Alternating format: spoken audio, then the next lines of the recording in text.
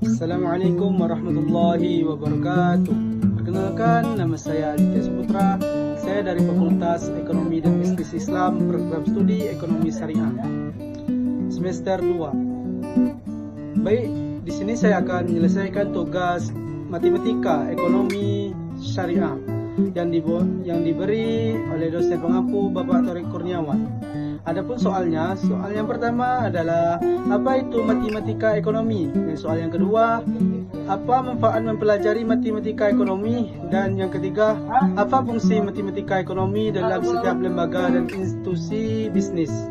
Baik, saya akan menjawab soalan itu tersebut.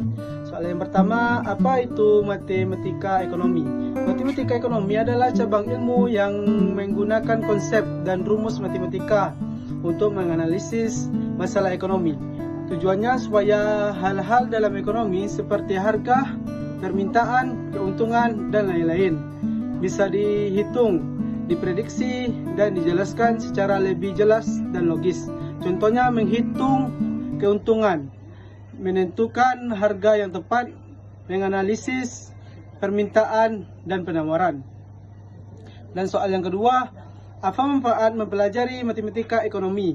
Manfaatnya antara lain, yang pertama membantu pengambilan keputusan, misalnya menentukan harga atau jumlah produk. Yang kedua, mempermudah analis ekonomi. Contohnya, data jadi lebih jelas dan terukur. Dan yang ketiga, memprediksi kondisi pasar, seperti naik turun permintaan.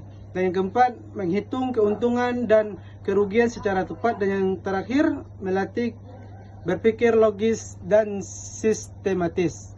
Adapun soal yang terakhir, soal yang ketiga, apa fungsi matematika ekonomi dalam lembaga dan institusi bisnis? Fungsinya sangat penting, diantaranya yang pertama, perencanaan bisnis. Contohnya membantu menyusun target produksi, biaya, dan keuntungan.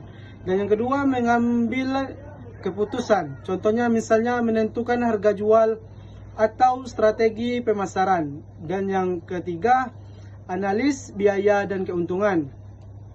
Contohnya untuk mengetahui apakah usaha untung atau rugi. Dan yang keempat, mengendalikan keuangan. Contohnya mengatur pengeluaran dan pemasukan agar tetap stabil.